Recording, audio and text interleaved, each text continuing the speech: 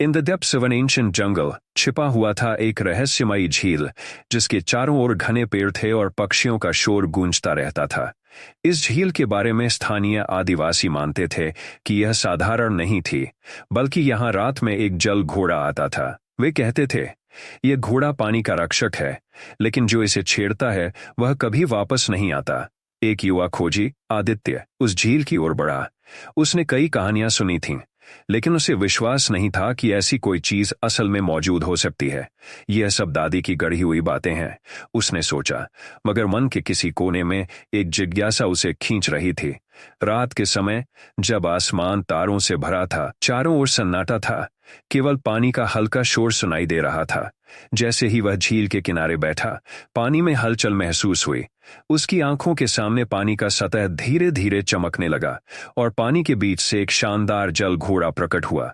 उसकी चमचमाती काया चांदनी में और भी अधिक जगमगाने लगी और उसकी आंखें इतनी गहरी थीं, मानो पूरी दुनिया की रहस्य उसमें छिपे हों। आदित्य का दिल धड़कने लगा, लेकिन वह पीछे नहीं हटा। उसने सुना था कि जल घोड़ा सिर्फ उन लोगों को स्वीकार करता है जिनके दिल में सच्चाई होती है। उसने अपने झोले से एक खूबसूरत फूल निकाला, जिसे उसने यात्रा की शुरुआत में एक पुराने मंदिर से उठाया था। वह धीरे धीरे पानी के किनारे तक आया और उसने वह फूल जल घोड़े की ओर बढ़ाया। जल घोड़े ने अपनी आंखें झपकाईं और धीरे से पानी में घुटनों के बल बैठ गया। आदित्य को लगा कि वह उसकी उपस्थिति को स्वीकार कर रहा है। घोड़ा उसकी ओर बढ़ा और उसकी नाक आदित्य के कंधे से छुआ। एक पल के लिए सब कुछ रुक गया। हवा, पानी, जंगल की आवाजें, सिर्फ वह और जल घोड़ा थे।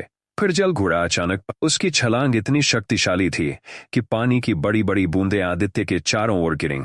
लेकिन इसके साथ ही पानी का रंग बदलने लगा।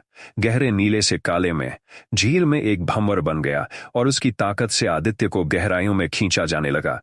वह चीखने की कोशिश करता, लेकिन उसकी आवाज घुट गई। जब आदित्य की आंखें खुलीं, तो वह एक नई जगह पर था। जंगल वही था, लेकिन झील गायब था। जंगल वही था, सूखी धरती और टूटे पेड़ थे। वहां एक बड़ा पत्थर था जिस पर एक घोड़े की छवि खुदी हुई थी, एक जल घोड़ा जो हवा में दौड़ता हुआ दिख रहा था। आदित्य समझ चुका था कि वह उस रहस्यमयी घोड़े का हिस्सा बन चुका है, हमेशा के लिए। अब वह उस जल घोड़े की आत्मा में बसा था, जो जंगल के हर कोने में घूमता था।